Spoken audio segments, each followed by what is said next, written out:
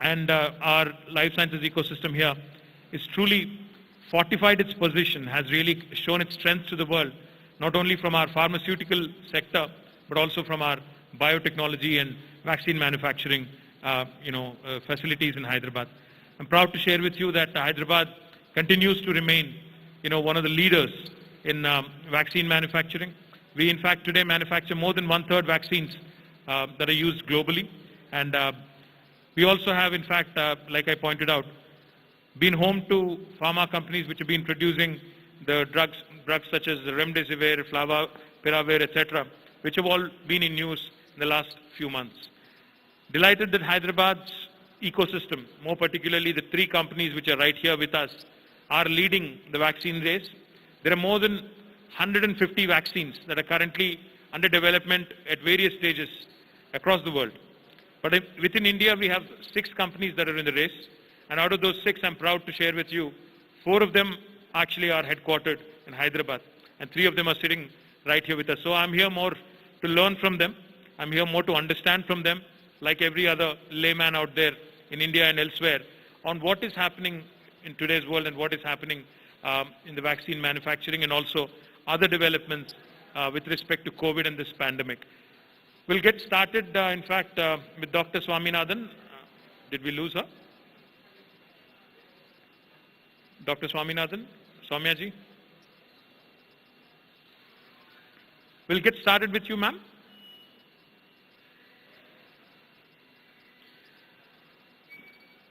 Ma'am, you'll have to unmute yourself. We'll get started with you. Yes. Yeah. Ma'am, just a quick, initial thoughts. A lot of data, a lot of research, a lot of articles. These days, with WhatsApp and, social media being all pervasive, everybody seems to know everything. But let me get it from the Chief Scientist of World Health Organization. How long do you think we have to learn to live with this? Because I think that realization has dawned upon all of us that we have to coexist with the virus for a bit. But how long do you think we have to live with this? How long do you think we have to coexist? How do you see the future panning out over the next few months at least? Yes. No. Thank you very much, Minister. First of all, congratulations on organizing this program today. I think it's very timely. The discussion on vaccines really needs to happen at different levels, both globally and nationally. I'd like to tell you a little bit about what we are doing and how we are thinking about it, and also answer your question about how long will this last and what else should we be doing. Maybe I can start with that.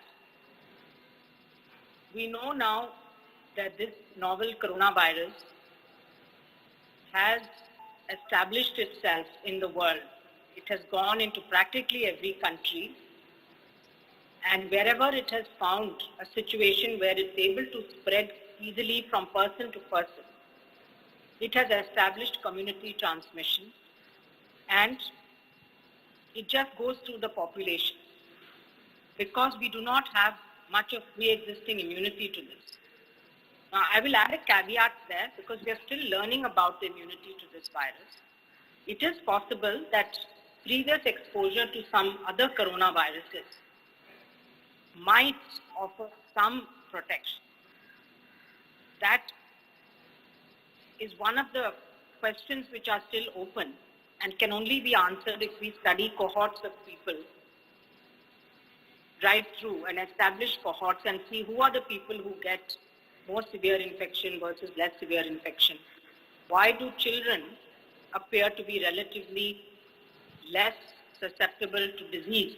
They do get the infection, but they don't get sick most of the time. And why is it that with increasing age and with some of the comorbidities, we see increasing severity and increasing mortality? And how long is the immunity going to last after natural infection? We know now that most people who have natural infection develop neutralizing antibodies, and they also seem to develop T-cell immunity. So both the cellular and the humoral immune system is activated. But what we don't know is when do these antibodies start reducing, and for how long is there protective immunity? And this has implications for vaccines. If long-lasting immunity cannot be achieved after a natural infection, vaccine, again, we'll have to see. Because the vaccine is targeting, right now all the vaccines are targeting the spike protein. The first generation vaccines are all targeting the spike protein because it's the most immunogenic protein of the virus. The only risk is if the virus develops a mutation which causes it to escape the immunity which is conferred by the antibodies against the spike protein, then we are in a difficulty. So the second generation of vaccines actually targeting other antigens as well. So we need also backup plan. And the second thing which we can only do when we introduce the vaccine into phase 3 trials and follow people is to see how long is the immunity going to last, the protective immunity. Whether it's a sterilizing immunity or it's only a disease modifying immunity, both types could happen with different vaccine candidates. So the message I would like to give right at the beginning is that for the foreseeable future, at least for the next 12 months, we need to put in place the public health and social measures that have been shown to work. And this is at the level of the government, the community, and the individual. Most countries who have successfully in the first phase have been because of good governance, good strategic planning based on scientific knowledge and based on evidence, and because of involvement of community and individual trust, good communication between the government and the people, clear communication, and being prepared to manage what is likely to happen in the future. We know that lockdowns are a temporary measure, which reduces the spread because you prevent people from getting close together. And the idea of the lockdown was to buy time for the government to put in place the systems needed to tackle the virus. And I strongly believe, and the WHO has been repeatedly emphasizing the fact that testing is extremely important. Unless we test adequately, we don't know where the virus is. And Dr. Tedros once used the phrase, fighting a fire blindfolded. If you do not test, it's like fighting a fire blindfolded. We have to test and test and test. But testing alone is not going to solve the problem. It's the first step. That, of course, has to be followed by isolation of positive people, contact tracing, quarantining, taking care of those who are positive, following them to make sure that they don't get into the interstitial pneumonia and complications by monitoring their oxygen saturation. So it's a comprehensive package which needs to be put in place, particularly in those places where there is a high density of population, so the cities, for example. In the rural areas, it will be good to have some kind of a surveillance going on so that you know what is going on. This surveillance is usually done in the form of influenza-like illness surveillance or severe acute respiratory illness surveillance, what we call as ILI and SARI surveillance.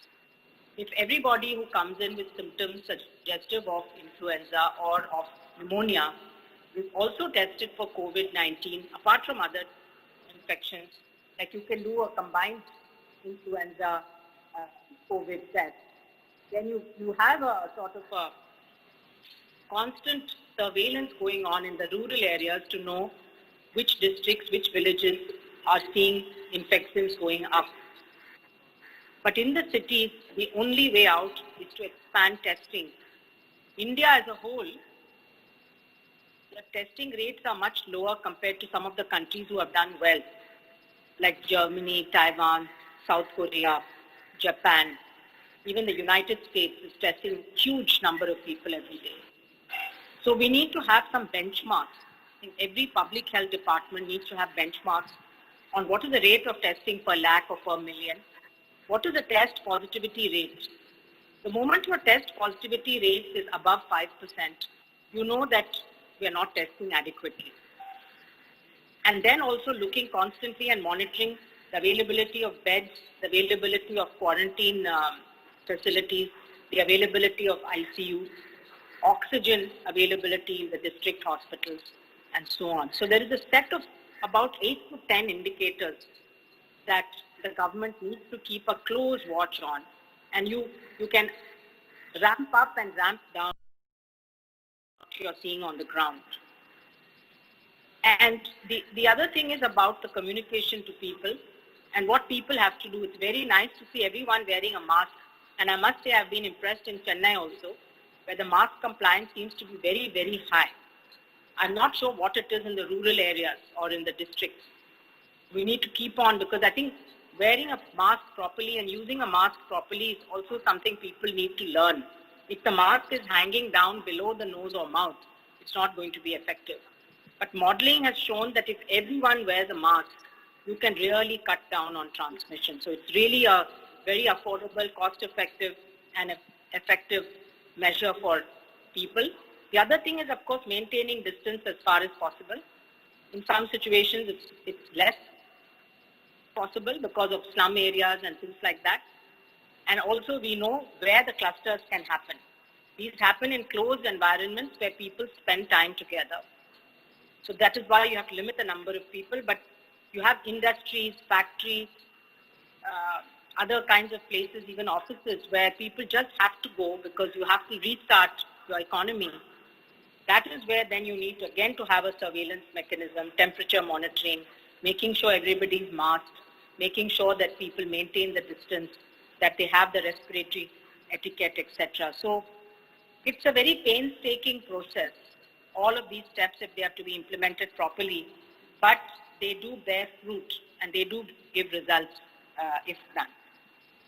Now over to vaccines, because that's what everybody is looking at as an exit strategy from the pandemic. Let's hope that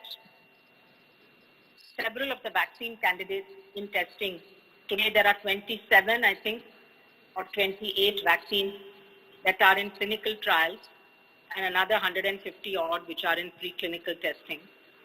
At least 5 are now entering phase 3 trials.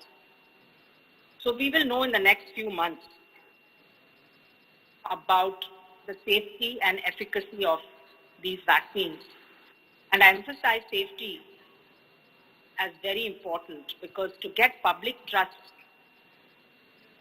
when you are going to vaccinate huge numbers of healthy individuals, the safety bar of the vaccine has to be set quite high